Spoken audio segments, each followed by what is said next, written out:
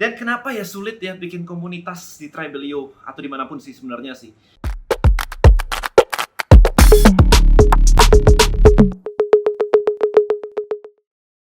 Hai guys, so video kali ini pertanyaannya cukup menarik nih. Dan kenapa ya sulit ya bikin komunitas di Tribelio atau dimanapun sih sebenarnya sih.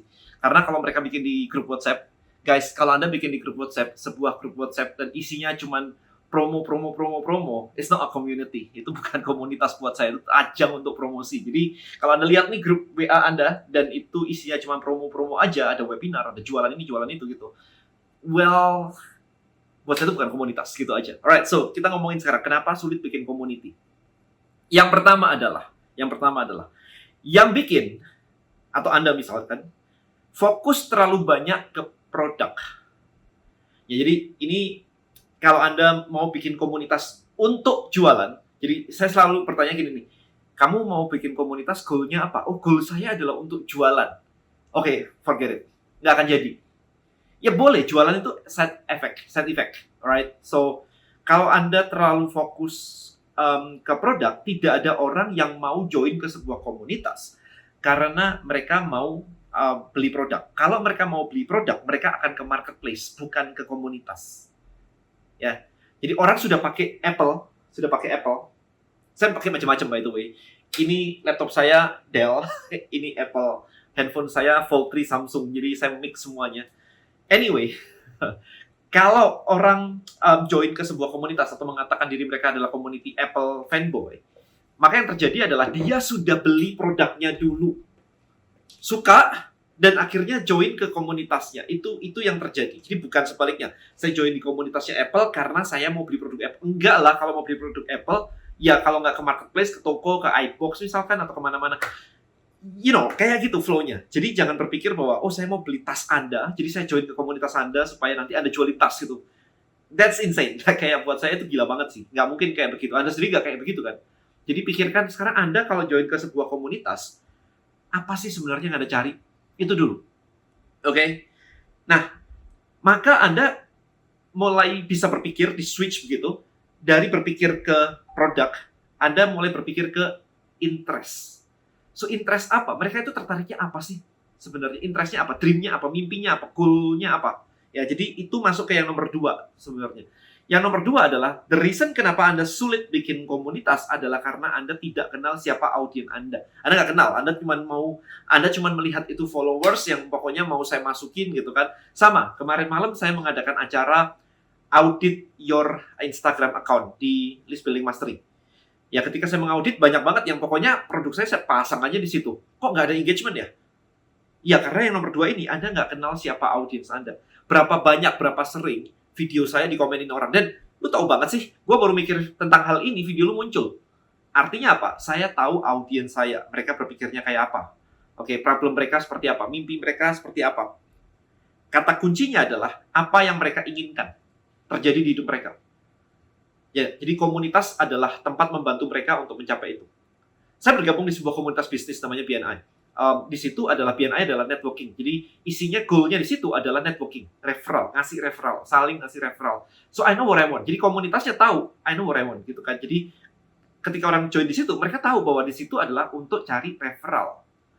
Nah itu penting banget. Kalau Anda bikin sebuah komunitas tapi cuma mau jualan pribadi begitu, nggak ada. Karena kepentingannya harus kepentingan member. Untuk komunitas bisa jadi, bisa jalan, harus kepentingan si member, bukan kepentingan si pemilik grup. Pemilik grup of course akan dapat benefit, tapi Anda harus meng-cater apa istilahnya ya, melayani kebutuhan dari member, kurang lebih kayak begitu. Nah, dari situ masuk ke ranah nomor 3, ke poin nomor 3, yaitu kenapa sulit bikin community. Nomor 3 adalah no activity guideline. No activity guideline. Jadi kenapa sepi? Ya kalau Anda tanya, selalu kayak gitu kan, kenapa sepi sih? Grup saya kenapa sepi sih? Jawabannya simple sih, karena mereka nggak tahu mesti ngapain. Anda nggak ngajarin mereka kan? Kalau saya misalkan join ke grup seperti BNI tadi, ada rule-nya semua.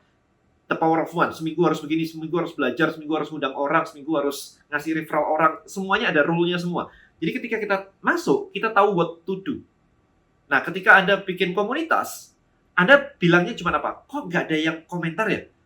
Sekarang pertanyaan saya, kalau Anda datang ke sebuah pesta, Anda diundang oleh orang, datang ke sebuah pesta. Begitu dimasukin ke sebuah pesta, rame, ada 100 orang, ada 200 orang begitu.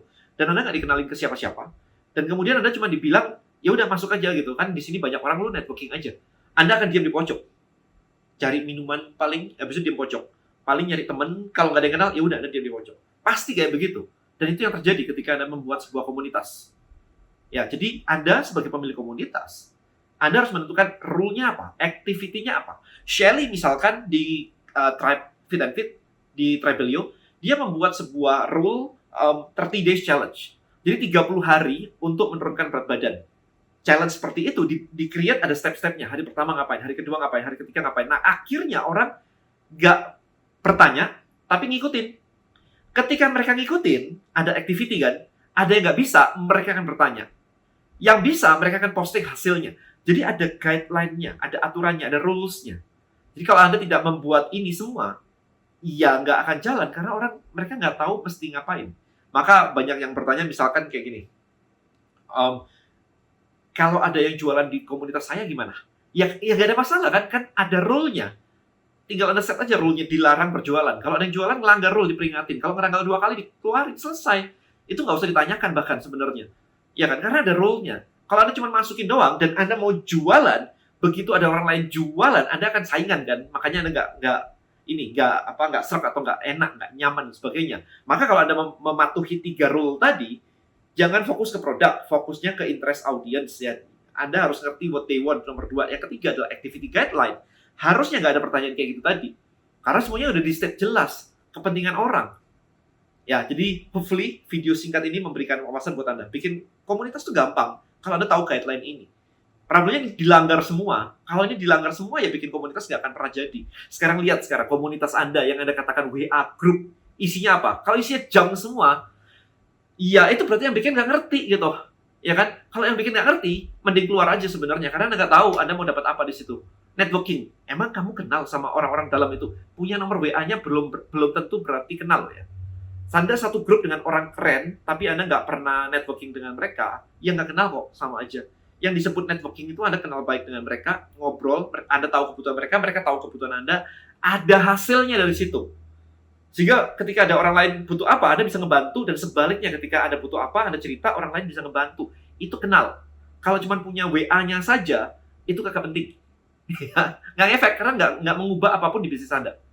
Alright, so hopefully video ini mencerahkan buat Anda seputar sekilas tentang kenapa orang sulit membangun komunitas. Thank you so much and see you in the next video. Bye-bye guys.